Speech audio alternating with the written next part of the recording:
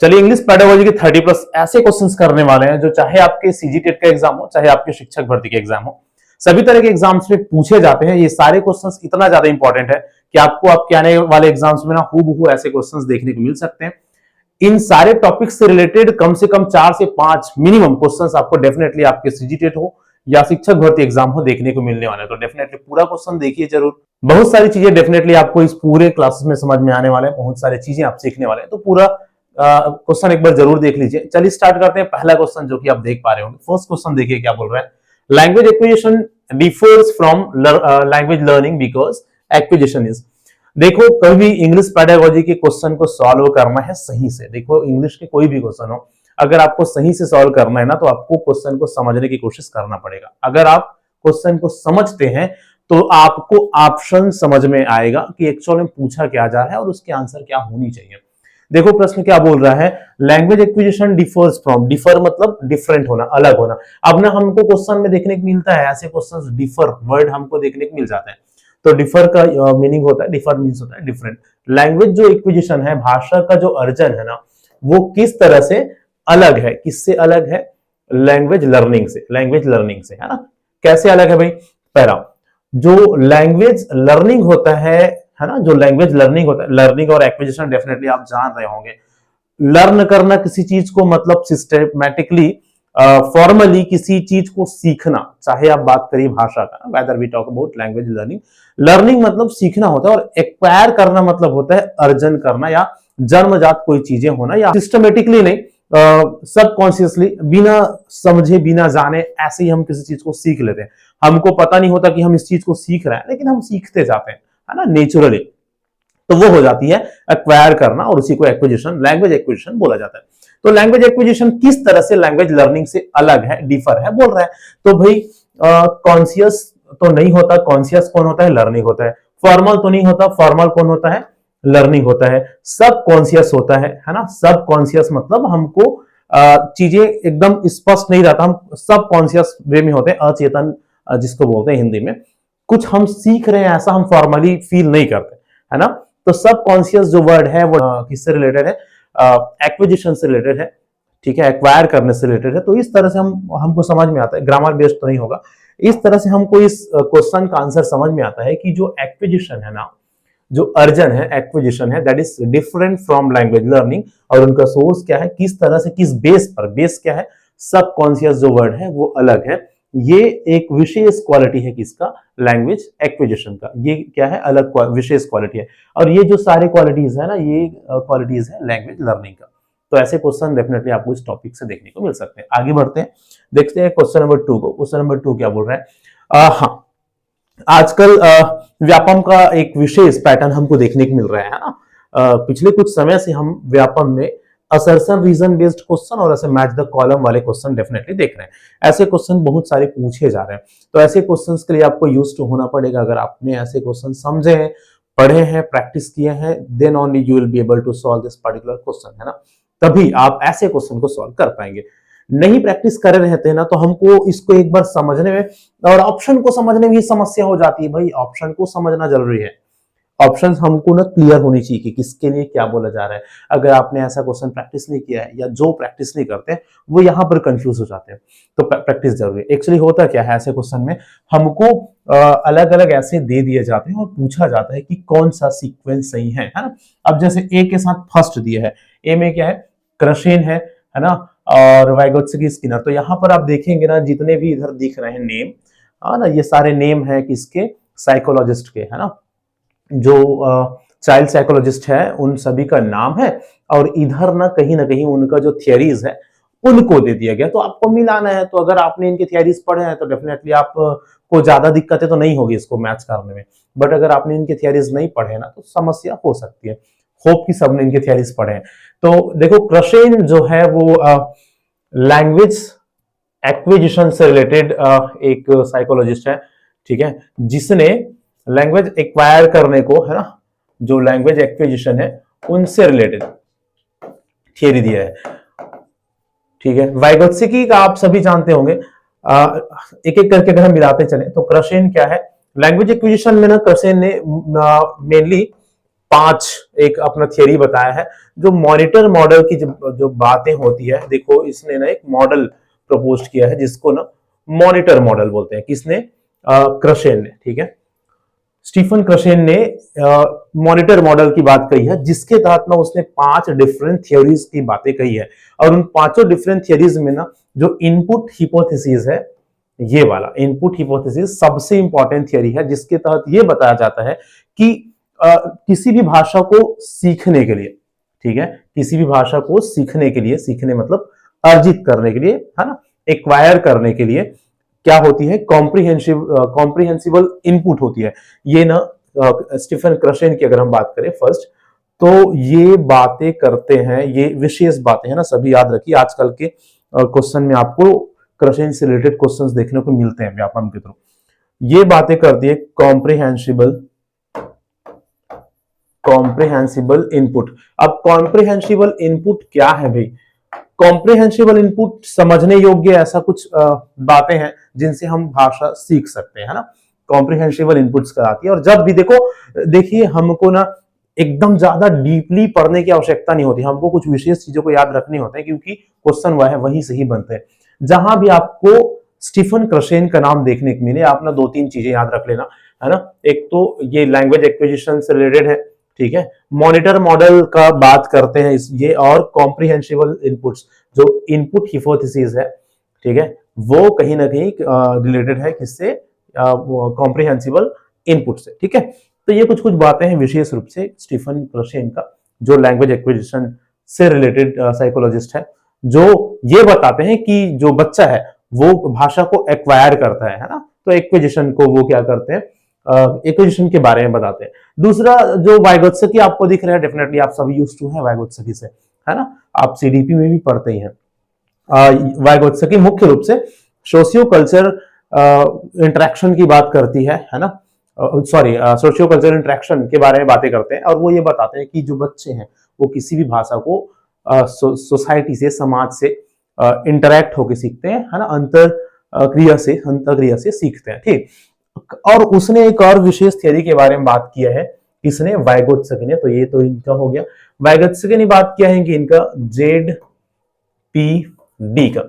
अब काफी लोगों को तो पता है जेडपीडी एक्चुअल में होता क्या है, लेकिन बहुत सारे लोगों को पता नहीं है कि एक्चुअल में जेडपीडी क्या है। तो सबसे पहला काम तो आपको ये करना है, सबसे पहली चीज तो ये है आप लोगों के लिए, जहां भी जेडपीडी दिखे ना, आप वाइगोत्स्की को टिक लगाना, या जहां भी वाइगोत्स्की दिखे ना, आप जेडपीडी के साथ जाना, ठीक है। ये एक बात क्लियर है। अब ये भी तो जान लेते हैं ना कि एक्चुअल में जेडपीडी है क्या, क्योंकि देखो किसी भी चीज को याद रखने के लिए ना कॉन्सेप्ट क्लियर होना जरूरी है। अगर कॉन्सेप्ट हम क्लियर रखते हैं उस पर्टिकुलर टॉपिक में, तो हमको ना वो ज्यादा लंबे समय तक याद रहता है, हम उसको भूलते नहीं है। जेडपीडी क्या है एक्चुअल में? ये होता है जोन ऑफ प्रॉक्सिमल डेवलपमेंट, ठीक है। इसका फुल फॉर्म अगर आप देखेंगे तो ये होता है जोन ऑफ प्रॉक्सिमल डेवलपमेंट।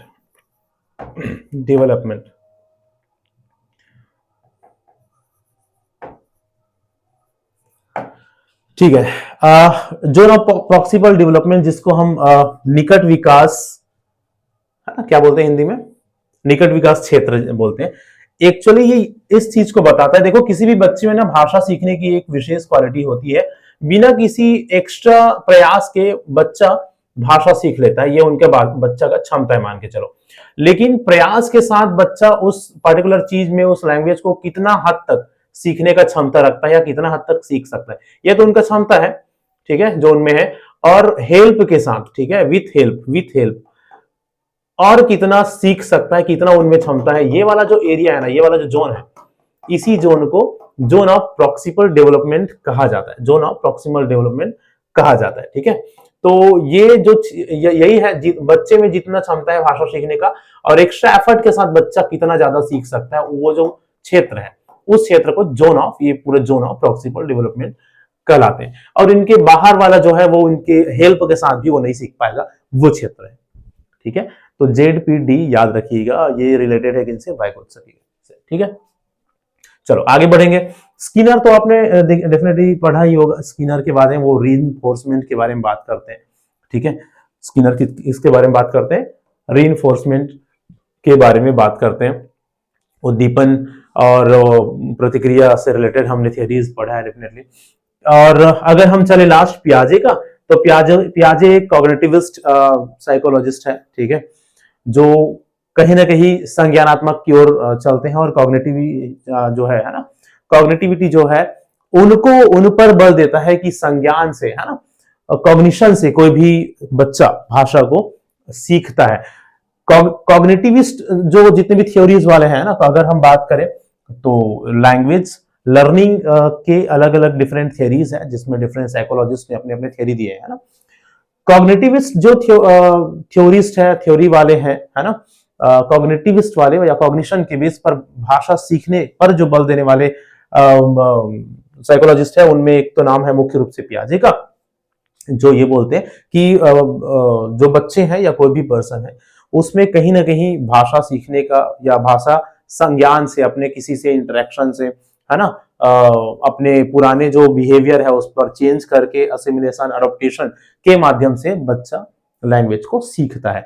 इनके अलावा नॉम चॉम्स्की हो गए, और हमने देखा है वाइगोत्स्की भी अपने आप में कॉग्निटिविस्ट थ्योरिस्ट में आते हैं, या कॉग्निशन वाले जो थ्योरी है उसमें आते हैं, ना, सारे कॉग्निटिविस्ट कहलाते हैं। इनके अलावा अगर हम बिहेवियरिस्ट वाले साइकोलॉजिस्ट की बात करें कि कौन कौन ऐसे साइकोलॉजिस्ट है जो व्यवहारवादी हैं, बिहेवियरिस्ट थ्योरी के अंतर्गत आते हैं, तो जिसने भी ना अलग अलग जानवर के ऊपर टेस्ट किया ना, इसको याद रखने का आसान तरीका है, याद रखिएगा।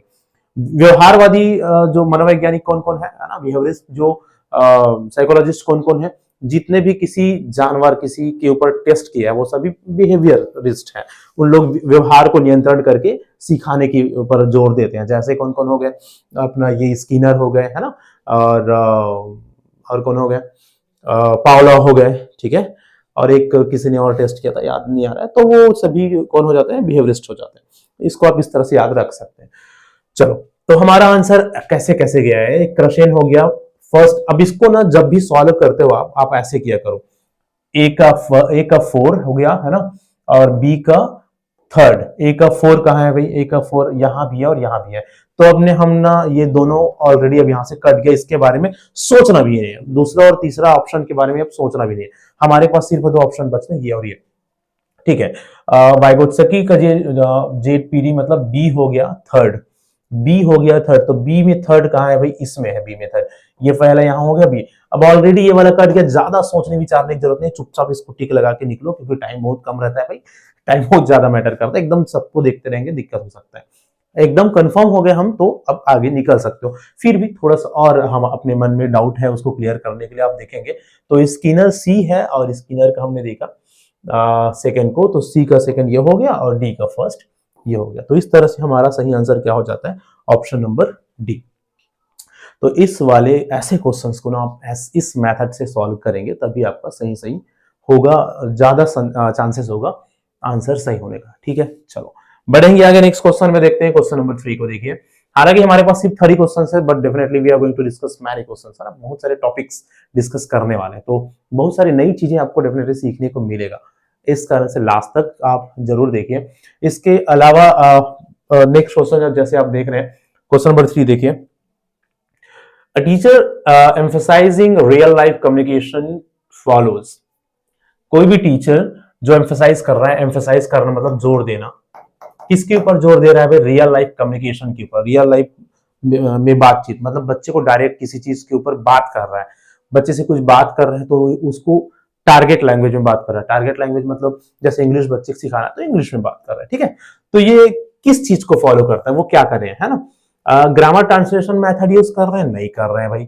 स्ट्रक्चरल मेथड यूज कर रहे हैं, स्ट्रक्चर वगैरह बना के बच्चों को सिखाने की कोशिश कर रहे हैं, बिल्कुल नहीं कर रहे हैं। कम्युनिकेटिव लैंग्वेज टीचिंग यूज कर रहे हैं, डेफिनेटली यही यूज कर रहे हैं, है ना। अच्छा, एक और हो जाता है डायरेक्ट मेथड। डायरेक्ट मेथड में भी जिस भाषा को सिखाना होता है ना, सीधा सीधा उस भाषा में ही बात करके उस भाषा से कम्युनिकेट करने की कोशिश करी जाती है, ओके। बट यहां पर रियल लाइफ कम्युनिकेशन ज्यादा सुटेबल होगा, कम्युनिकेटिव लैंग्वेज टीचिंग, है ना, CLT जिसको हम बोलते हैं, जिस पर बच्चों से कम्युनिकेट करते हैं डायरेक्ट उस टारगेट लैंग्वेज में, ठीक है। चलो, तो इस कारण से ज्यादा सुटेबल ऑप्शन हमारा क्या हो जाएगा, ऑप्शन नंबर सी, की जो टीचर बच्चे को रियल लाइफ कम्युनिकेशन कर रहा है, करने की कोशिश कर रहा है क्लास में, वो कहीं ना कहीं CLT कम्युनिकेटिव लैंग्वेज टीचिंग वाला मेथड यूज कर रहे हैं अपने क्लास में। ठीक, चलो क्वेश्चन नंबर 4 देखिए। Listening is the foundation language skill because it, सुनना क्या है, लिसनिंग एक ना फाउंडेशन स्किल है, फाउंडेशन स्किल बेस है। क्यों ऐसा है, बेस क्यों है भैया? क्योंकि आप सभी जानते होंगे लैंग्वेज स्किल्स होते हैं 4, है ना? कौन कौन सा? LSRW। सबसे पहला होता है लिसनिंग, बेस है, बेस है किसी भी चीज को हमको बोलना सीखने के लिए, चाहे कोई भी लैंग्वेज हो, आप उनको तभी सीखेंगे जब आपने उसको सुना है। कोई भी व्यक्ति अगर किसी लैंग्वेज को, किसी भाषा को सुना नहीं है ना, तो वो बोल नहीं सकता। उनको पता ही नहीं है कि उसको बोलना कैसे है ना, तो वो बोलेंगे कैसे? सुनते पहले, सुनकर समझते कि अच्छा इसको इस तरह से बोला जाता है। छोटे बच्चे क्या करते हैं, अपने पेरेंट्स से, अपने आस पड़ोस से, अपने दोस्तों से लैंग्वेज को सुनते हैं, फिर वो भी वैसे ही बोलने की कोशिश करते हैं और धीरे धीरे उसको फिर सीख लेते हैं। तो सुनना क्या है, बेस है। इस कारण से ये फाउंडेशन लैंग्वेज स्किल कहलाता है। ऑप्शन देखो, it improves grammar, grammar improve करता है इस कारण से। Precedes speaking and provide input, सुनते हैं फिर वो बोलना स्टार्ट करते हैं और इनपुट भी प्रोवाइड करता है कौन? Listening skill. इस कारण से उसको वो फाउंडेशन है। सही बात है ना, कोई समस्या वाली बात ही नहीं है। तीसरा भी देख लो, डेवलप राइटिंग, राइटिंग करना सीखते हैं, ऐसा नहीं है भाई पहले हम सुनेंगे, उसके बाद बोलेंगे, फिर पढ़ेंगे, फिर लिखेंगे। और ये क्या है? एलिमिनेट्स एरर्स, गलतियों को बाहर करते हैं, हटाते हैं, एलिमिनेट करते हैं, ऐसा भी हम नहीं बोल सकते। तो कहीं ना कहीं लैंग्वेज स्किल्स को फाउंडेशन स्किल्स बोला जाता है, बोलेंगे क्योंकि ये बेस है बोलना सीखने का। सुनने के बाद ही हम बोलना सीखते हैं और हमको इनपुट प्रोवाइड करता है किसी भी लैंग्वेज का, कि हम क्या क्या सुन रहे हैं, जो भी सुन रहे हैं, जो भी मेरे माइंड में जा रहा है कान के थ्रू ना, वो इनपुट है ना, इनपुट स्किल्स भी बोलते हैं इस कारण से इसको। चलो, आई होप क्लियर होगा। नेक्स्ट आने क्वेश्चन नंबर 5 देखिए। चलो, एक और मैच द कॉलम वाले क्वेश्चन आ गए, चलो इसको देखेंगे एक एक करके।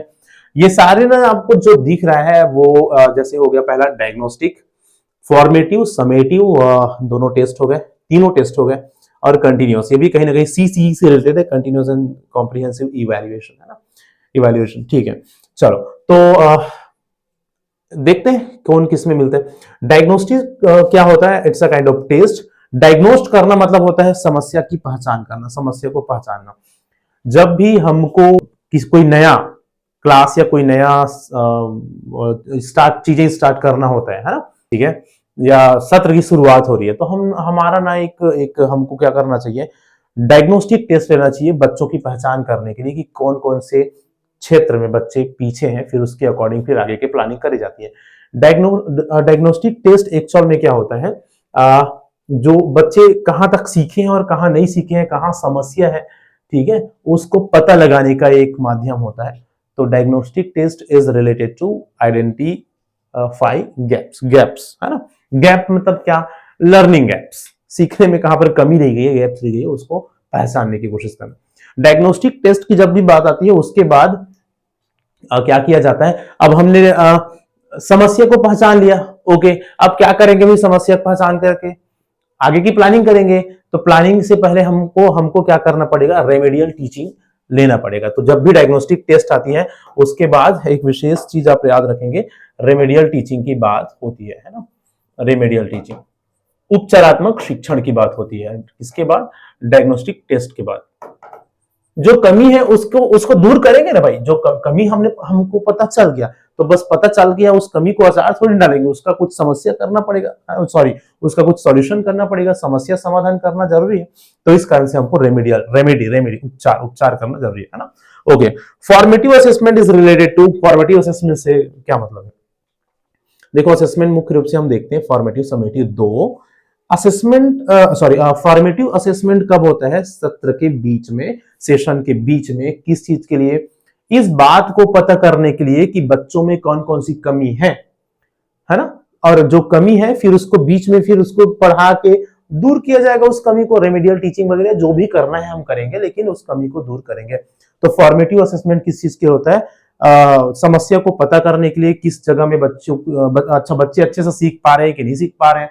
सिर्फ कमी देखना नहीं, है ना। बच्चे सीख रहे हैं, कितना सीख रहे हैं, कितना नहीं सीख रहे हैं, सारी चीजों को मेजर करने के लिए आप जो फॉर्मेटिव है, हालांकि वो ऑन गोइंग प्रोसेस होता है, चलते रहता है ना, लेकिन इसको इसको ये इधर इधर जोड़ना थोड़ा ज्यादा जरूरी होगा।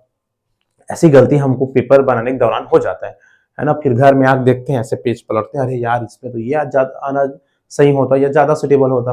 ठीक है, तो जिस क्वेश्चन में हम कंफ्यूज होते हैं वहां ज्यादा सुटेबिलिटी के साथ हम चलते हैं और उसको हम सही लगाते हैं, और वैसा ही करना चाहिए। ठीक है, जो आपको ज्यादा सुटेबल लग रहा है वहां आप चलिए।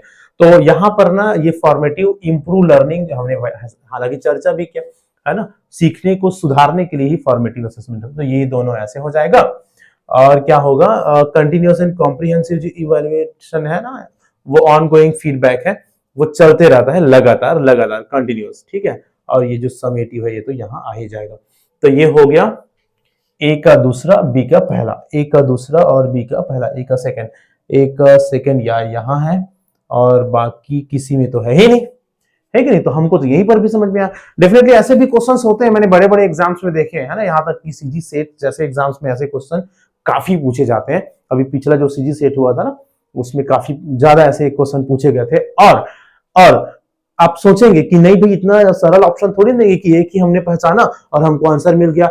होता है, ऐसे बहुत सारे क्वेश्चंस है व्यापम देते हैं जिसमें एक भी अगर आपको पता है ना, डायग्नोस्टिक का आपको आइडेंटिफाइंग गैप पता है, आपने समझ लिया एक का दूसरा और बाकी किसी में ऑप्शन नहीं है, तो आपको कोई दिक्कत वाली बात ही नहीं। आप तीनों को नहीं जान रहे हैं ना, तभी से भी आपके आंसर्स सही हो जाएंगे। तो ऐसे भी क्वेश्चंस बनते हैं, एक को आपको पता है ना तो आप ऑप्शन देखकर सही कर सकते हैं। ठीक, तो जैसे कि अभी यहां देख लियो, पहला का दूसरा सेकंड है, ए का सेकंड नंबर, ए का सेकंड नंबर, बाकी किसी में नहीं है, तो इसमें चुपचाप टिक लगा लो। बी फर्स्ट हो जाएगा, हाँ बी फर्स्ट है, और सी हो जाएगा फोर्थ, सी फोर्थ है, और ये हो जाएगा ये। ठीक है, तो ऐसे भी क्वेश्चंस आपको मिलेंगे डेफिनेटली आपके एग्जाम में, जो कि बढ़िया बढ़िया होता है, आपको एक नंबर देके जाता है, बोनस होता है कहीं ना कहीं आपके लिए।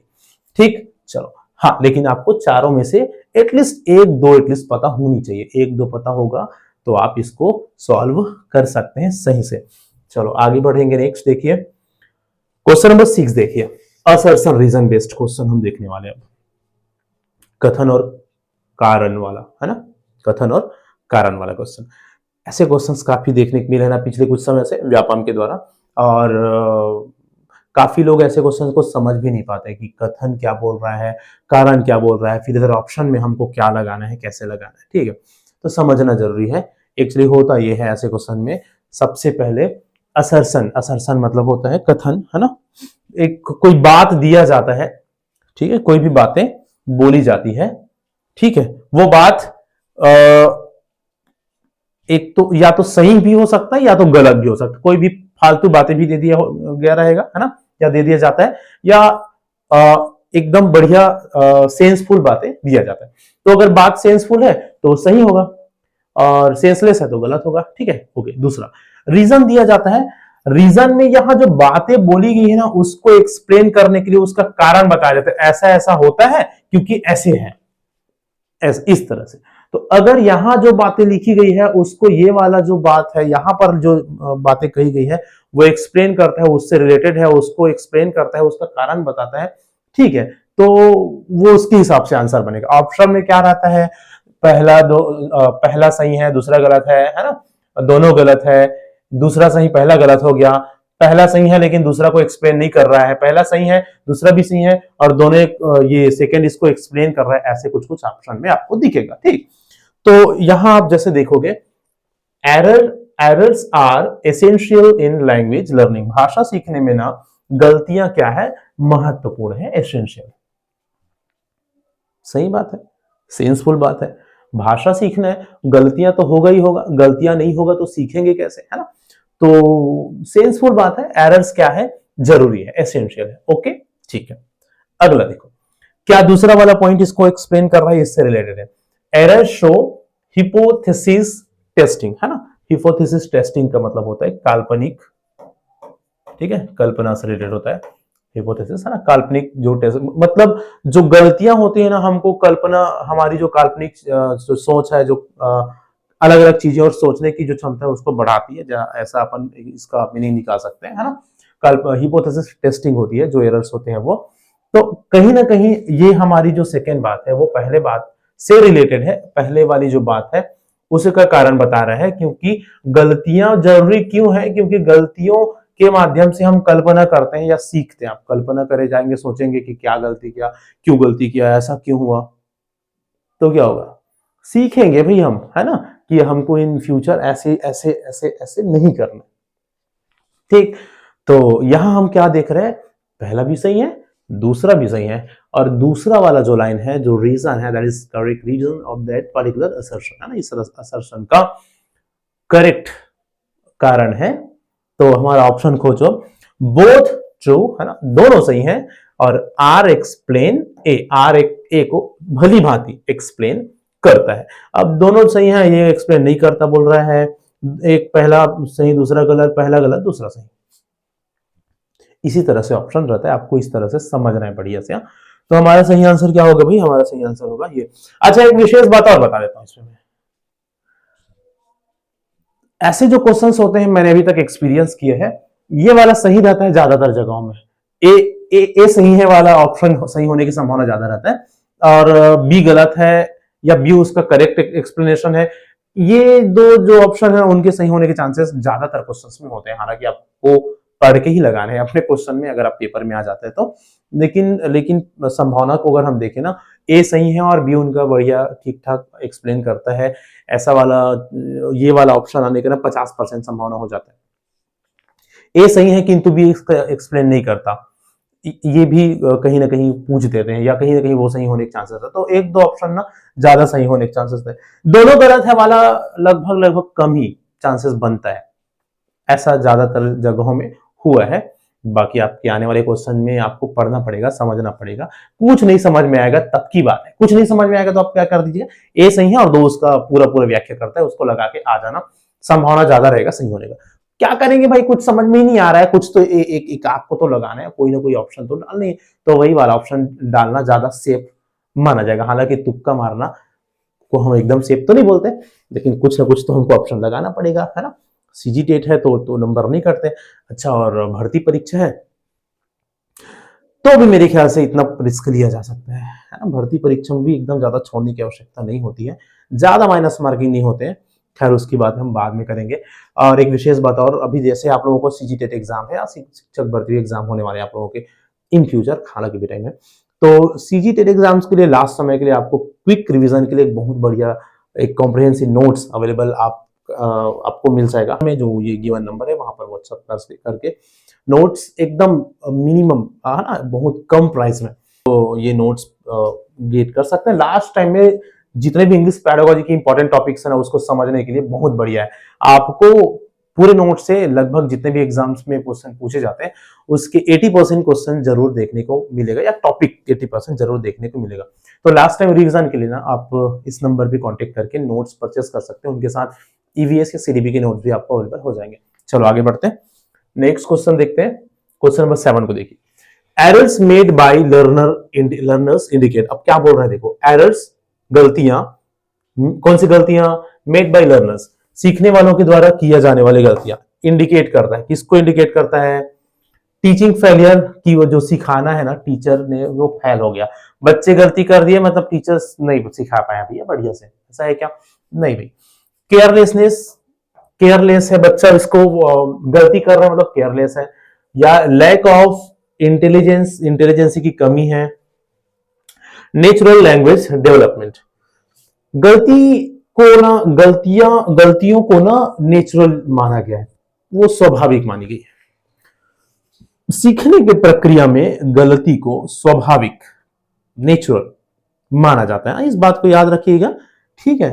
तो गलती हो रही है बच्चे से, तो बच्चा केयरलेस था, गलती हुआ, टीचिंग फेलियर हो गई, ऐसा नहीं बोल सकते, वो प्रक्रिया है ना। गलतियों को सीखने की प्रक्रिया में एक एलिमेंट माना जाता है, ठीक है। तो ऑप्शन नंबर डी इसमें सही हो जाएगा। क्वेश्चन नंबर 8 चलते हैं। The best approach in a multilingual classroom is to, देखो हमने कोशिश किया है कि आपके जितने भी टॉपिक है ना इंग्लिश पेडागोजी में, लगभग सभी टॉपिक से क्वेश्चन इसमें समाहित करें, ठीक है। और इंपॉर्टेंट क्वेश्चन जिनसे आपको सीखने को मिले, आपके एग्जाम में जैसे भी क्वेश्चन आप देखें इंग्लिश पढ़ने की वजह से आपको फायदा जरूर मिलेगा इन सारे क्वेश्चन। ठीक है, देखो बेस्ट अप्रोच इन मल्टीलिंगुअल क्लासरूम। क्लासरूम में मल्टीलिंगुअल का मतलब होता है बहुभाषिता, और एनईपी जो है नया शिक्षा नीति वो तो इसकी बात भी करता है, 3 लैंग्वेज फार्मूला की बात करते हैं, है ना, आपको पता है। ठीक है, बहुभाषिता, अरे क्या हो गया, चलो ठीक है, मल्टीलिंगुअलिज्म मतलब बहुभाषित। अब बहुत सारे लैंग्वेज यूज करना, बहुत सारे मतलब एटलीस्ट 3 लैंग्वेज बच्चे को सिखाना है ना। तो मल्टीलिंगुअल क्लासरूम में क्या सबसे अच्छा अप्रोच हो जाएगा, बैन होम लैंग्वेज। वाह, होम लैंग्वेज को कैसे बैन करेंगे भाई, एक तो उसमें भी है बहुभाषिता, हमको ये बोलता है कि जो नेटिव लैंग्वेज है ना, हमको मदर टंग उसको सिखाना ही पड़ेगा, है ना, तो ये तो नहीं आएगा। यूज ओनली इंग्लिश, अब ओनली इंग्लिश बोलोगे तो फिर बहुभाषिता कहां से हुआ। Use linguistic diversity as a resource और सेपरेट लर्नर्स, लर्नर को अलग अलग कर दो तो थोड़ी मल्टीलिंगुअलिज्म क्लास होगा। देखो मल्टीलिंगुअल क्लासरूम जो है उसमें जो लिंग्विस्टिक डाइवर्सिटी है ना, भाषाओं का जो विविधता है उसको एक रिसोर्स के रूप में यूज करिए, है ना। बच्चे अलग अलग बैकग्राउंड से आए हैं, किसी को नेटिव लैंग्वेज बहुत बढ़िया से आता है, कोई मान के चलो फॉर्मल लैंग्वेज अच्छे से जानता है, हिंदी अच्छे से जानता है, कोई इंग्लिश अच्छे से जान रहा है, तो तीनों के कॉम्बिनेशन को ना एक रिसोर्स के रूप में यूज करिए, और उससे फिर बच्चों को, सभी बच्चों को अलग अलग भाषा सिखाने की कोशिश करना है, यही बेस्ट अप्रोच होगा मल्टीलिंगुअल क्लासरूम का, मतलब बच्चों को अलग अलग लैंग्वेज सिखाने का। ठीक है भाई, चलो नेक्स्ट चलेंगे क्वेश्चन नंबर 9 को देखिए। Dyslexia mainly effects. डिसलेक्सिया, देखो इसमें ये डिसलेक्सिया क्या है आप सभी को पता है, एक डिसऑर्डर है, लर्निंग डिसऑर्डर जिसको हम बोलते हैं। बहुत सारे लर्निंग डिसऑर्डर पूछा जाता है, डेफिनेटली आप पढ़े होंगे, है ना। तो डिसलेक्सिया मुख्य रूप से संबंधित है किससे, डिसलेक्सिया मुख्य रूप से संबंधित है रीडिंग से, पठन अक्षमता हम इसको बोलते हैं। पढ़ने में समस्या हो जाती है बच्चों को, है ना, जो वर्ड्स लिखे हैं उसको अच्छे से नहीं पढ़ पाते, प्रोनाउंस नहीं कर पाते, है ना, पढ़ ही नहीं पाते, वो डिसलेक्सिया कहलाती है। बोलना और प्रोनाउंसिएशन ये तो डिस्फेजिया फेजिया इनसे रिलेटेड है ना। ठीक है, तो हमारे इस क्वेश्चन का आंसर हो जाएगा ऑप्शन नंबर सी, रीडिंग। आगे चलेंगे, चलो मैच द कॉलम वाला एक और क्वेश्चन प्रैक्टिस करते हैं, एक और क्वेश्चन देखते हैं, देखिए समझिए और कोशिश करिए आप कहां तक इसको समझ पाते हैं। जीटीएम है ग्रामर ट्रांसलेशन मैथड। क्या जीटीएम मतलब ग्रामर ट्रांसलेशन मेथड, जो भाषा है उसको सिखाने का एक विशेष तरीका, ठीक है, जिसमें बच्चों को क्या किया जाता है, ग्रामेटिकली जो लाइन है सेंटेंस उसको ट्रांसलेट करके सिखाया जाता है। पुराना मेथड है, पहले ऐसे ज्यादातर बच्चों को सिखाया जाता था, बट अभी वर्तमान समय में एट प्रेजेंट टाइम ये जो मेथड है ना उतना सुटेबल उतना बढ़िया नहीं है।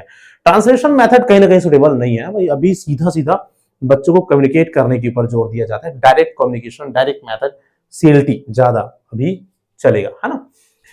तो ग्रामर ट्रांसलेशन मेथड में क्या होता है, इसमें होता है ट्रांसलेशन, है ना, ये ए का 4, चलो दो हमको समझ में आ गया। फिर भी डायरेक्ट मेथड क्या बोलता है, डायरेक्ट मेथड बोलते हैं कि हमको क्या करना है, हमको क्या आ जाएगा, कम्युनिकेशन है, हैबिट फॉर्मेशन है, ओरल स्किल है। चलो डायरेक्ट मेथड कहीं ना कहीं आ जाएगा ओरल स्किल्स में, ठीक है। और एक ऑडियो है, ऑडियो लिंग्विज्म है जो है ना, ये वाला जो मेथड है ऑडियो लिंगुअल मेथड, वो हैबिट फॉर्मेशन से रिलेटेड। इसमें क्या होता है, एक्चुअल में हमको भाषा को सुनाया जाता है, हमारे कान तक पहुंचाया जाता है ना, जिसे हम सुनते हैं और क्या करते हैं, हम आदत बनाते हैं उसको सुनकर उसको बोलने की कोशिश करते हैं, सुनकर बोलने की कोशिश करना, वो तो ये इसमें आ जाएगा, ठीक है। उसके बाद एक जो बच गया क्या, सीएलटी, वो कम्युनिकेशन लर्निंग टीचिंग, है ना, तो ये हो गया, ठीक है। कहीं ना कहीं तो सीएलटी जो रिलेटेड है वो कम्युनिकेशन से रिलेटेड है। और हाँ, तो हो तो गया फिर हमारा लगभग, है ना, ए का हो गया 4 और डी का हो गया फर्स्ट, ए का हो गया 4 और डी का हो गया फर्स्ट। ओके, यहां भी डी का फर्स्ट है, यहां भी डी का फर्स्ट है, यहां भी ए का 4 है, यहां भी ए का 4 है। हाँ ऐसा होता है ना। हम सामने में 2 देखते हैं, देखो कहीं ना कहीं जब आप इसको ट्राई करते हैं ना, तो जब कुछ समझ में नहीं आ रहा, एक और मेथड बता रहा हूं आप लोग, कुछ समझ में नहीं आ रहा है, हमको कुछ नहीं पता, तो आपको क्या देखना है, दो सेम सेम कोण है ना, ये ए का 4 है, इसमें भी ए का 4 है, ये अलग है ये अलग है, तो ज्यादा चांस होगा, हमको कुछ नहीं पता ना, हम चारों में से कुछ ले जा रहे हैं, उस केस में ज्यादा चांस होगा ये और ये दोनों में से एक आएगा। आपको जैसे मैं आपको सही आंसर तक पहुंचने का ट्रिक बता रहा हूं, है ना। तो ऐसा है, आप दोनों को नहीं जा रहे हैं तो दोनों को मतलब दोनों अलग अलग है, ये दोनों सेम है, तो ज्यादातर चांसेस होती है कि जो सही ऑप्शन होता है ना उसको दो बार देते हैं ताकि बच्चे कंफ्यूज हो इसमें और इसमें। तो ज्यादा चांस होगा आपके 70 to 80% चांस होंगे दोनों में से ही ऑप्शन आएगा। हालांकि 20% यहां से भी आ सकता है, लेकिन हमको इतना तो रिस्क लेना पड़ेगा ना भैया, है ना। तो ये दोनों को हटाओ, ये दोनों में आ जाओ। अब क्या देखोगे, आगे देखोगे, ये इधर 2 है, इधर 3 है, इधर तीसरा है, इधर दूसरा है, और इधर क्या है, इधर पहला, इधर भी पहला, तो ये थोड़ा स्पष्ट हो रहा है कि हमको इसमें से या इसमें से आएगा, ये वाला नहीं आएगा, ज्यादा चांसेस इसका नहीं है। ठीक, अब बात आ जाती है कहां पर, बी का थर्ड होगा कि बी का सेकंड होगा। ठीक है, तो हमको तो खैर पता है बी का हम क्या है, डायरेक्ट मेथड, मतलब ये इसका थर्ड है, इसका 2 है ना, तो हमको तो खैर स्पष्ट है कि ऑप्शन नंबर डी आएगा इसमें, बट नहीं भी पता रहेगा तो हम यहां पर ट्राई कर सकते हैं डेफिनेटली। ठीक, चलो बढ़ेंगे आगे, तो ऑप्शन नंबर डी इसका सही हो गया ना। नेक्स्ट चलेंगे क्वेश्चन नंबर 11 को देखिए, speaking assessment should focus on. Speaking assessment को फोकस करनी चाहिए, किस में फोकस करनी चाहिए, कम्युनिकेटिव इफेक्टिवनेस में फोकस करनी चाहिए, स्पीड में, मेमोराइजेशन में, कि एक्सेंट में। स्पीकिंग असेसमेंट, बोलने को असेस करना, कोई कितना बोल पा रहे हैं, कितने ठीक से बोल पा रहे हैं, उसको असेस करना है ना। तो भाई वहां पर ना स्पीकिंग असेसमेंट के लिए क्लासरूम में हम बच्चों का सपोज असेस कर रहे हैं, हम स्पीड पर एकदम ज्यादा फोकस नहीं करेंगे कि कितना स्पीड से बच्चा बोल पा रहा है, एकदम फर्राटेदार बोल पा रहा है क्या, इस पर ज्यादा ध्यान नहीं। मेमोराइजेशन में भी ध्यान नहीं देंगे, एकदम याद कर रहा है, याद कर पा रहा है जल्दी से, इस पर तो ध्यान देंगे ही नहीं ना। एक्सेंट के ऊपर, एक्सेंट मतलब होता है उच्चारण करने के तरीके, अलग अलग जगह के लोगों का एक्सेंट अलग अलग होता है। इंडियन एक्सेंट अलग है, अमेरिकन एक्सेंट अलग है, हालांकि मेरे नहीं आता, इंग्लैंड वाला एक्सेंट अलग है। सेम लैंग्वेज है, बोलने के तरीके अलग होता है, मतलब वर्ड्स जो होते हैं, है ना, तो वो अलग होता है, व्हाट आर यू डूइंग वाला। ठीक है, तो वो इंग्लिश, इंग्लैंड, अमेरिकन अलग है, और अपना इंडियन इंग्लिश अलग है। इंडियन इंग्लिश जान लेते हैं, काफी है, हमको अमेरिकन और इंग्लिश या ब्रिटिश इंग्लिश जानने की एकदम ज्यादा नीड नहीं है, हमको इंग्लिश समझ में आनी चाहिए, दैट इज ओके, ओके है कि नहीं। तो एक्सेंट भी अभी मैटर नहीं करता बच्चों को असेस करने के लिए, सबसे ज्यादा मैटर करता है क्या, कम्युनिकेटिव इफेक्टिवनेस।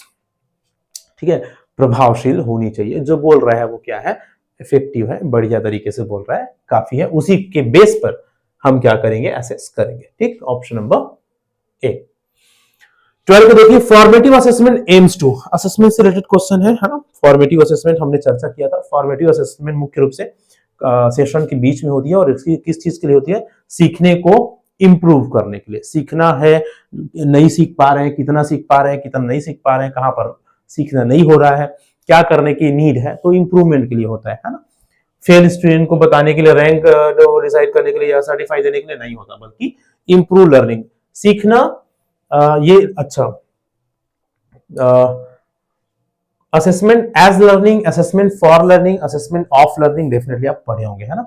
असेसमेंट जो फॉर्मेटिव असेसमेंट है वो एक तरह से असेसमेंट फॉर लर्निंग होता है। क्या होता है, असेसमेंट फॉर लर्निंग, सीखने के लिए असेस करना, किसके लिए, सीखने के लिए, सीखने के लिए, असेसमेंट फॉर, ठीक है, सीखने के लिए, सीखने के लिए मूल्यांकन इसको बोलते हैं। ठीक है, और जहां भी आपको असेसमेंट ऑफ लर्निंग दिखे, क्या दिखे, असेसमेंट ऑफ लर्निंग, ये पूछा जाता है यहाँ पेपर में, जहां भी असेसमेंट ऑफ लर्निंग दिखे तो आप क्या, कहां जाओगे, आप जाओगे समेटिव असेसमेंट में, कहां जाओगे, समेटिव योगात्मक मूल्यांकन में जाओगे। क्यों, असेसमेंट ऑफ लर्निंग का मतलब होता है सीखने का मूल्यांकन, हमने साल भर पढ़ लिया, सीख लिया, अब वो सीखने का मूल्यांकन होगा कि हमने क्या सीखा है, तो वो रिलेटेड होता है किससे, समेटिव से। ठीक है, और फॉर्मेटिव असेसमेंट किससे संबंधित है, it is an assessment for learning, क्या, फॉर लर्निंग। ठीक, चलो भाई आगे बढ़ेंगे अब। हाँ, इसका आंसर हमने क्या लिया, इंप्रूव लर्निंग, लर्निंग को सुधार करने के लिए वाला असेसमेंट होता है। ठीक है, चलो नेक्स्ट क्वेश्चन देखो, रिवीजन वाला, remedial teaching should be individualised, remedial teaching क्या होनी चाहिए, ये इंडिविजुअलाइज्ड होनी चाहिए, मतलब थोड़ा सा बढ़िया से एकाग्र तरीके से सिस्टमेटिकली होनी चाहिए। रीजन क्या है, लर्नर से डाइवर्स है ना। इंडिविजुअलाइज्ड का मतलब होता है अलग अलग, इंडिविजुअल क्या, अलग अलग, ठीक है, एक एक का। अब रेमेडियल टीचिंग करना है, मतलब बच्चों में जो समस्या है ना उसको दूर करने की कोशिश करना है। तो अलग अलग डिफरेंट डिफरेंट स्टूडेंट्स के नीड भी तो अलग अलग होगा क्या भाई।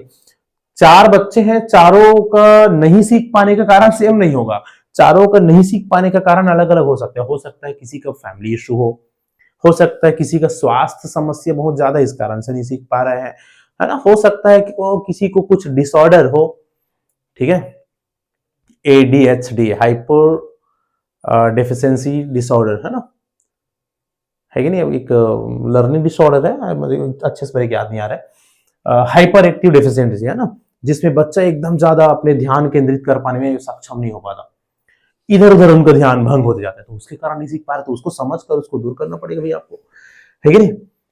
हाइपर एक्टिव डिफिशियंसी डिसऑर्डर बोलते हैं, है ना। तो वो ऐसे डिफरेंट रीजन हो सकते हैं बच्चों के नहीं सीख पाने का, आपको कारण को समझना पड़ेगा, है कि नहीं। रीजन क्या बोल रहा है, लर्नर्स है और डाइवर्स नीड, अलग अलग जरूरतें हो सकती है, तो सही बात है भाई। जो रेमेडियल टीचिंग है उसको इंडिविजुअलाइज्ड होनी चाहिए, सभी के लिए अलग अलग होनी चाहिए। क्यों, क्योंकि जितने भी बच्चे हैं ना सीखने वाले, उनकी आवश्यकता अलग अलग है, असर्शन भी सही है और उनका रीजन भी सही है, दोनों सही है कि नहीं। क्या है, दोनों सही है और उनका करेक्ट एक्सप्लेनेशन भी है, तो ऑप्शन नंबर ए आ जाएगा, ऑप्शन नंबर ए, ठीक। चलो नेक्स्ट क्वेश्चन देखो, क्वेश्चन नंबर 14 को, multimedia materials are effective because they. अब multimedia materials, I hope you all know about that. Multimedia मतलब जो भी रेडियो, टेलीविजन, मोबाइल फोन, है ना, बहुत सारी जो चीजें हम आजकल यूज करते हैं, these all are multimedia materials, TLM है ना। और ये सभी बहुत प्रभावशाली होते हैं। क्यों होते हैं भाई, क्योंकि ये ना टीचर को रिप्लेस कर देते हैं, ऐसा नहीं है भाई, टीचर को कोई रिप्लेस नहीं कर सकते, ठीक है। दूसरा सपोर्ट ऑल लैंग्वेज स्किल्स है, एंटरटेन लर्नर्स है, और रेड्यूस सिलेबस कम कर देते हैं, ऐसा नहीं है।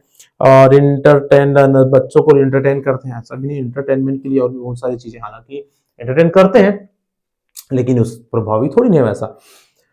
मल्टीमीडिया प्रभावी इस कारण से है because it supports all language skills, ये सारे लैंग्वेज स्किल्स को सपोर्ट करता है, listening, speaking, reading and writing, सारी चीजें हम मल्टीमीडिया वाले TLM से कर सकते हैं, ठीक है, मल्टीमीडिया मटेरियल से कर सकते हैं। इस कारण से ऑप्शन नंबर बी आ जाएगा। क्या आ जाएगा, ऑप्शन नंबर बी, ठीक। चलो 15 को देखिए, remedial teaching should be. Remedial teaching कैसा होना चाहिए, रेमेडियल, रेमेडी, उपचारात्मक शिक्षण।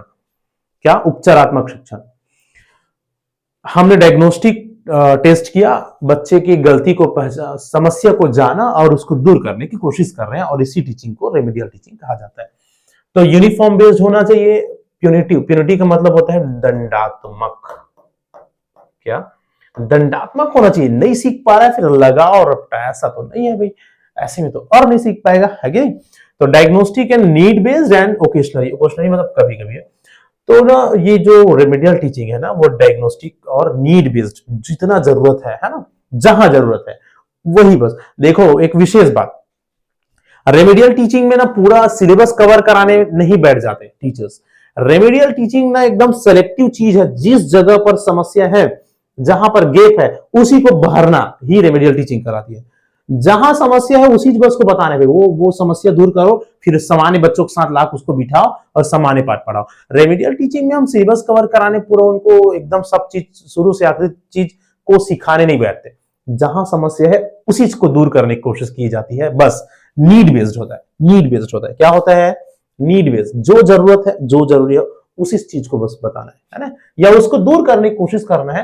गैप जो है, लर्निंग गैप्स, उसको फुलफिल करने के लिए रेमेडियल टीचिंग होती है, ठीक। चलो 16 नंबर देखिए, असर्शन रीजन वाला क्वेश्चन है। Children acquire language faster through interaction. बच्चे भाषा को इंटरेक्शन के थ्रू बहुत जल्दी से एक्वायर कर सकते हैं, मतलब सीखते हैं, है ना। ओके, सही है। Language develop through meaningful use, ठीक है। तो लैंग्वेज क्या है, मीनिंगफुल यूज से क्या होता है, डेवलप होते हैं। तो ये वाला भी बात सही है भाई, बच्चे ना इंटरेक्शन से ज्यादा जल्दी से सीखते हैं। और दूसरा इसका रीजन क्या है भाई, क्यों इंटरेक्शन से ज्यादा जल्दी सीखते हैं? क्योंकि जब मीनिंगफुल यूज करते हैं ना बच्चे किसी भी भाषा को, तो वो क्या होता है, वो जो लैंग्वेज है वो डेवलप होता है, जल्दी से सीखा जाता है, बढ़ते जाता है। तो ये भी सही है, ये भी सही है, दोनों सही है, ठीक है। और दोनों एक दूसरे से रिलेटेड है, मतलब वो करेक्ट एक्सप्लेनेशन उसका हो जाएगा। बोथ टू आर एक्सप्लेन ए। ठीक, चलो नेक्स्ट देखते हैं। ये देखिए एक और असर्शन, असर्शन पढ़ो, कथन पढ़ो। Grammar should never be taught explicitly, है ना। एक्सप्लिसिटली का मतलब होता है स्पष्ट रूप से।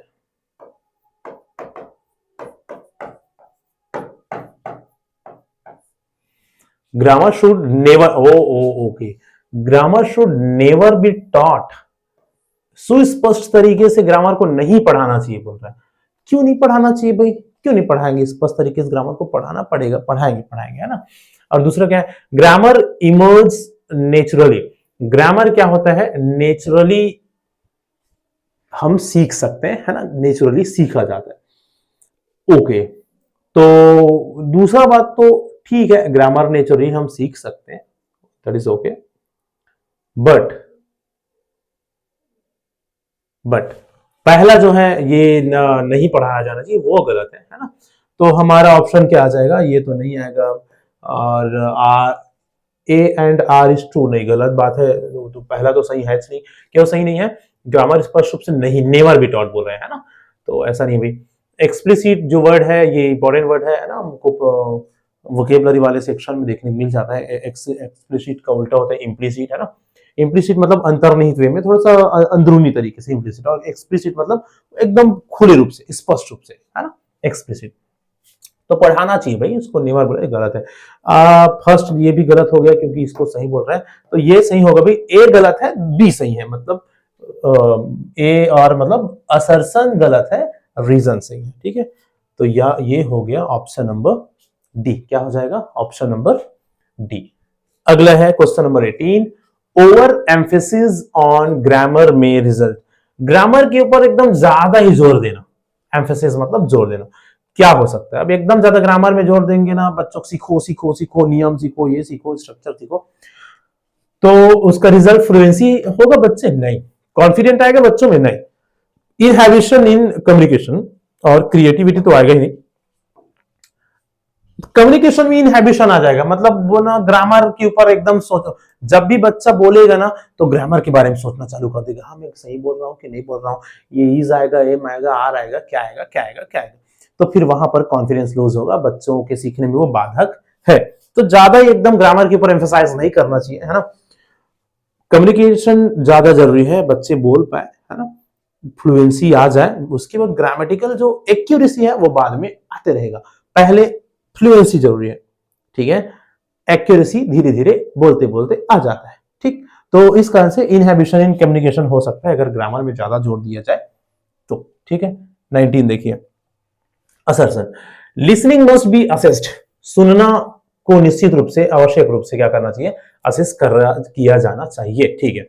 रीजन क्या है? It influences other language skill. क्यों सुनने को एकदम बढ़िया से असेस करना चाहिए भी?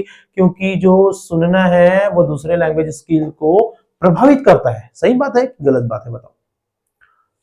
बिल्कुल सही बात है, ऑफ इट इज ट्रू, है ना भाई। सुनना सबसे इंपॉर्टेंट है, सुनेंगे तभी तो बोलेंगे और पढ़ेंगे और लिखेंगे। तो ये भी सही है और ये भी सही है और ये भी सही है, option number A, both are true. And second, the reason is the correct explanation of assertion, ठीक है, ऑप्शन नंबर ए हो जाएगा। नेक्स्ट करेंगे, एक और देख लो, मल्टीलिंगुअल क्लासरूम हिंडर लर्निंग। अच्छा, मल्टीलिंगुअल क्लासरूम हिंडर लर्निंग। अब यहां पर ये तुमको हिंडर का मतलब समझना पड़ेगा। हिंडर का मतलब होता है बाधक होना, बाधा होना, क्या होना? बाधा होना या बाधक। तो क्या बोल रहा है, मल्टीलिंगुअल क्लासरूम सीखने में बाधक होता है? ऐसा तो नहीं है भाई। मल्टीपल लैंग्वेजेस कंफ्यूज लर्नर, यार ये भी नहीं है, है ना, दोनों गलत हो गए यहां पर। तो मल्टीपल लैंग्वेज, बहुत सारे जो भाषा है वो सीखने वाले को कंफ्यूज कर सकता है। नहीं, 10 भाषा जानने के बाद भी हम बढ़िया से सीख सकते हैं, वो तो और अच्छा है। इसमें ऐसे बोलेंगे, इसमें ऐसे बोलेंगे, इसमें ऐसे बोलेंगे, और अच्छे से सीखेंगे। तो दोनों बात गलत हो गया, है कि नहीं? क्या हो गया? दोनों, ये भी गलत हो गया और ये भी गलत हो गया। तो इस कारण से ऑप्शन नंबर क्या होगा, बोथ ट्रू तो नहीं होगा, फर्स्ट ट्रू सेकंड फॉल्स भी नहीं होगा, ये भी नहीं होगा, both false. Option number D, option number D हो जाएगा। ठीक है, चलो आगे बढ़ेंगे, नेक्स्ट देखते हैं। A good language text book should, एक बढ़िया अच्छा जो टेक्स्ट बुक है वो कैसे होना चाहिए? प्रमोट रोट लर्निंग, रटन प्रणाली को बढ़ावा देने वाला होना चाहिए। अवॉइड एक्टिविटीज को अवॉइड करे, ज्यादा एक्टिविटी ना हो। एनकरेज इंटरेक्शन और फोकस ओनली ऑन ग्रामर, सिर्फ ग्रामर पे फोकस करने वाला होना चाहिए, नहीं। एक अच्छा टेक्स्ट बुक वही कहलाएगा जो इंटरेक्शन पर फोकस करे, इंटरेक्शन को इनकरेज करे, बच्चों को थोड़ा सा क्या करे, मोटिवेट करे, इनकरेज करे कि वो क्या करे, किसी से बोल चाल सके उस भाषा में, है ना, अपने विचार रखने की कोशिश करे। ऐसा पुस्तक हो जिसको पढ़ने के बाद बच्चों में कॉन्फिडेंट आए किसी के साथ इंटरेक्ट करने का, तो option number C will be the correct answer. ठीक, चलो 22 देखिए, मैच द कॉलम है। Match the language skills with its function. देखो लैंग्वेज स्किल्स को इनके फंक्शन के साथ मैच करना है, और हाँ ये क्वेश्चन इंपॉर्टेंट है, थोड़ा सा ध्यान से देखिएगा इसको। अब ये इजी है, लिसनिंग का मतलब हो जाता है हम क्या करते हैं, डी कोड सीधा सीधा रिलेटेड है ना, किससे, लिसनिंग से, सुनकर हम डिकोड करने की कोशिश करते हैं। स्पीकिंग तो संबंधित है ओरल एक्सप्रेशन से, बोलना मतलब स्पीकिंग करना। रीडिंग मतलब पढ़ना, मतलब विजुअल कॉम्प्रिहेंशन, देखकर समझने की कोशिश करने को ही पढ़ना बोला जाता है ना। राइटिंग मतलब होता है रिटन एक्सप्रेशन, तो लिखना, कुछ लिख कर एक्सप्रेस करना ही राइटिंग है। ठीक, तो इस तरह से हमने, हाँ ये तो सभी मिल गया, एबीसीडी है ना, क्या A B C D, first second third fourth, कौन सा, ऑप्शन नंबर सी। ए का 1, बी का 2, सी का 3 एंड डी का 4। ठीक है, ऑप्शन नंबर डी, सभी एक दूसरे के साथ मैच कर रहे, तो इसको भी जानना जरूरी है, ये आप पूछते हैं अक्सर। ठीक है, कि लिसनिंग मतलब डिकोडिंग, डिकोड करना, सुनने की कोशिश करना, है ना। स्पीकिंग ओरल एक्सप्रेशन है, राइटिंग राइटन एक्सप्रेशन है, और रीडिंग ना विजुअल कॉम्प्रिहेंशन है। ठीक है, चलो क्वेश्चन नंबर 23 में चलते हैं। ये है, according to Krashen the most important factor in second language acquisition is. Krashen के अनुसार, हमने शुरू में ही चर्चा किया था, सेकेंड लैंग्वेज एक्विजिशन में, है ना, सेकेंड लैंग्वेज एक्विजिशन में सबसे इंपॉर्टेंट फैक्टर क्या है? एरर करेक्शन है, एक्सप्लिसिट ग्रामर टीचिंग है, मेमोराइजेशन है, कि कॉम्प्रिहेंशन इनपुट है। मैंने बताया था कि ना जो क्रसेन है वो कॉम्प्रिहेंसिबल इनपुट की बात करते हैं, वो ये बताते हैं कि कुछ ऐसा इनपुट हो हमारे दिमाग में जो समझने योग्य चीजें हो, जो हमको भाषा सिखाने में मदद करता है। ठीक है, तो कॉम्प्रिहेंशन इनपुट्स के बारे में किसने बात किया है? क्रसेन ने, तो ऑप्शन नंबर डी इसका सही आंसर हो जाएगा। अगला देखिए, मैच द कॉलम है और डिसऑर्डर से मैच करना है। Dyslexia is related to reading, पढ़ने से संबंधित है। Dysgraphia is definitely related to writing, और डिसकैलकुलिया है संबंधित मैथ्स से। अफेजिया संबंधित है लैंग्वेज लॉस, मतलब बोल पाने में थोड़ा सा सक्षम ना हो पाना, है ना। तो ये भी A B C D E F G H वाला सिलसिला हो गया, और इसको भी मैच करने ज्यादा समस्या नहीं होगा। तो option number first second third fourth, option number C हो जाएगा इसका भी सही आंसर। चलो आगे चलेंगे, द रेगुलेटरी फंक्शन, हाँ भाई अब आ रहे हैं, है ना। Regulatory function of language is, ठीक है, ओके। तो रेगुलेटरी फंक्शन, लैंग्वेज का रेगुलेटरी फंक्शन कौन सा है? लैंग्वेज का रेगुलेटरी फंक्शन, हाँ, किस चीज के लिए यूज होता है जो रेगुलेटरी फंक्शन? तो जो मैं 7 फंक्शन की बात कर रहा था, उसमें से एक फंक्शन होता है regulatory function. Regulatory function, Mac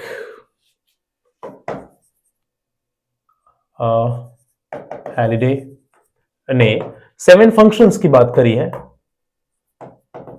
ठीक है, जिसमें एक है regulatory function. Regulatory function, regulatory function क्या होता है? ये रेगुलेट करता है। रेगुलेट करना मतलब किसी को कुछ करने के लिए बोलना, किसी के व्यवहार को कंट्रोल करना, किसी को कंट्रोल करना।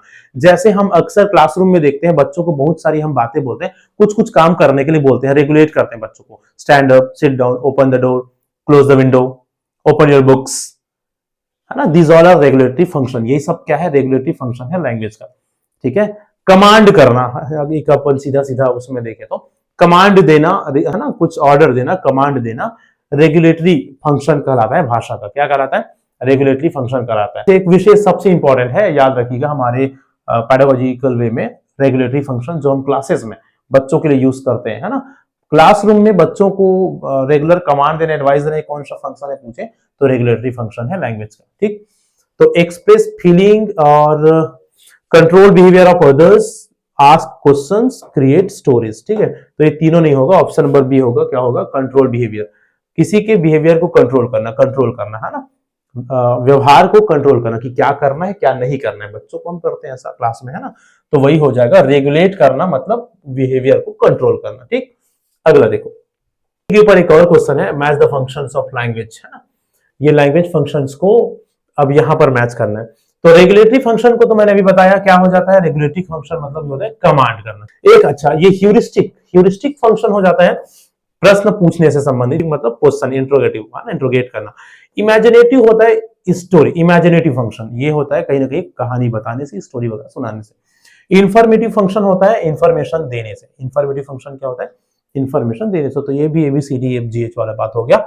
Option number first, second, third, fourth, option number B हो जाएगा, ठीक है। तो ये याद रखेंगे लैंग्वेज फंक्शंस को, रेगुलेटरी फंक्शन को विशेष रूप से आप याद रखेंगे। आगे चलो, language skills are based developed when they are, language skill मुख्य रूप से बहुत अच्छे तरीके से विकसित होते हैं जब वो क्या होते हैं, अलग से पढ़ाया जाए, टॉट सेपरेटली, ग्रामर के ऊपर फोकस किया जाए, ट्रांसलेशन बेस्ड हो या इंटीग्रेटेड हो। तो मेरे को तो ऑप्शन नंबर 4 ज्यादा मुझे सुटेबल लग रहा है। जब इंटीग्रेटेड वे में समग्र रूप से जब लैंग्वेज स्किल्स को यूज करके पढ़ाया जाता है ना, तो ज्यादा अच्छे से बच्चे सीखते हैं। अलग से पढ़ाने की बात नहीं है ना, इंटीग्रेटेड वे में, है ना, पढ़ाया जाए। अगला, language as social practice is emphasized by, language as a social practice पर जोर दिया जाता है किसके द्वारा, कौन से मेथड में, स्ट्रक्चरल अप्रोच में, language as a social practice, है ना। तो स्ट्रक्चरल में सोशल प्रैक्टिस की उतना नहीं है, बिहेवियरिज्म हो गया, चलो ये सोशियो कल्चर आ गया, चलो, है ना, क्या आ गया, सोशल प्रैक्टिस की जब भी बात हो रही है तो वो सोशियो कल्चर थ्योरी हो गया ना भैया। जब भी हम सोशियो कल्चर थ्योरी की बात करते हैं, सोशियो कल्चर थ्योरी की बात करते हैं तो कौन आते हैं मन में हमारा, वाइगोत्स्की। कौन, वाइगोत्स्की, याद रखिएगा, सोशियो कल्चर थ्योरी से रिलेटेड है।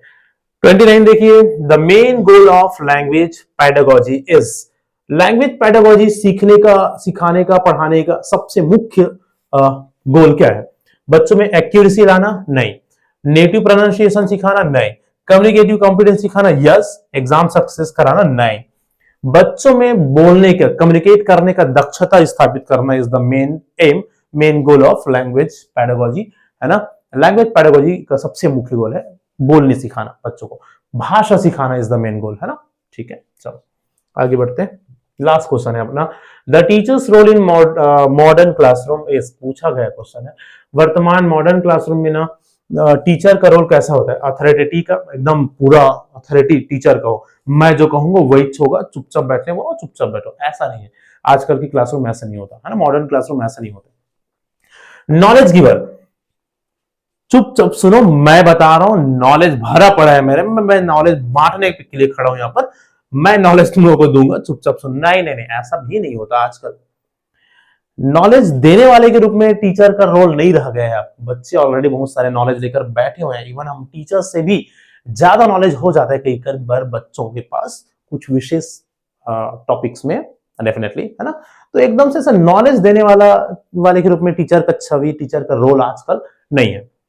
फैसिलिटेटर और एक है एग्जामिनर, तो एग्जाम लेके हम कैसे करेंगे, है ना, हमको एग्जाम में एग्जामिनर नहीं है, teachers are not the examiners. हालांकि एग्जाम लेने पड़ते हैं, किस लिए लेने पड़ते हैं एग्जाम, हमको चेक करना है ना भी बच्चे सीख रहे हैं नहीं सीख रहे हैं। मेन रोल है हमारा मार्गदर्शक का, फैसिलिटेट करना, बच्चों को मार्गदर्शन देना, मार्गदर्शित करना, कहां पर क्या नीड है, कैसे करना है, इस चीज को कैसे करना है, किस तरीके से करना है ना, वो हम उसको बच्चों को थोड़ा सा समझाते हैं, मार्गदर्शन देते हैं, और यही हमारा रोल है आजकल मॉडर्न टीचिंग में। ठीक है, ओके, तो इस तरह से हमारे 30 क्वेश्चंस कंप्लीट होते हैं। होप सारे क्वेश्चंस आपको समझ में आया होगा, समझना ज्यादा जरूरी है ताकि इन क्वेश्चंस, ऐसे क्वेश्चंस पूछे आपके एग्जाम से ना, आप सॉल्व कर पाए आसानी से।